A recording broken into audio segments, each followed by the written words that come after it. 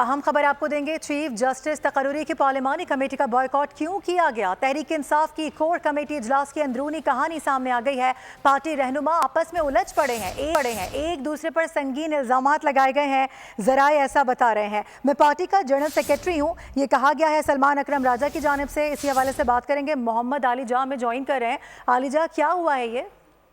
دیکھیے، پاکستان تحریک انصاف کی سیاسی کمیٹی کا رات کے اجلاس ہوا ہے۔ اس سے قبل ہم نے دیکھا کہ پاکستان تحریک انصاف کی جانب سے جو اسپیکر قومی اسمبلی کی جانب سے چیف جسٹس کی تقرری کے لیے نام طلب کیے گئے تھے، اس کے لیے بیرسٹر گوہر اور صاحبزادہ حامد رضا کا نام دیا گیا تھا۔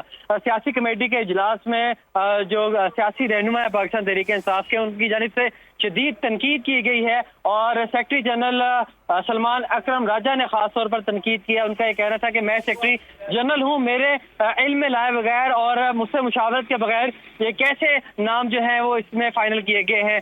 ذرائع یہ بتا رہے ہیں کہ جب یہ سیاسی کمیٹی کا اجلاس ہوا ہے تو اس اجلاس کے دوران دیگر جو پی ٹی آئی کے رہنما ہیں انہوں نے بھی شدید تنقید کیا اور ان کا کہنا ہے کہ جب ہم اس 26ویں آئینی ترمیم کی مخالفت کرتے ہیں اور ہم نے اس کا بائیکاٹ کیا ہے تو پاکستان تحریک انصاف کیوں اس پروسیس میں حصہ لے رہی ہے۔ ساتھ ہی ساتھ آپ کو یہ بھی بتاتے چلیں کہ پارٹی کے اندر سے ہی کچھ رہنماؤں نے اس کی مخالفت کی بجائے ان کا یہ کہنا تھا کہ ہمیں اس پروسیس میں حصہ لینا چاہیے اور اس حوالے سے ہمیں میدان کھلا نہیں چھوڑنا چاہیے۔ تو یہ معاملہ تھا۔ اب اس حوالے سے پاکستان تحریک انصاف کا جو کور کمیٹی کا ہنگامی اجلاس ہے وہ آج بھی طلب کر لیا گیا ہے اور ان تمام امور کو آج کور کمیٹی اجلاس کے سامنے رکھا جائے گا۔ ٹھیک ہے علی جاں، بہت شکریہ۔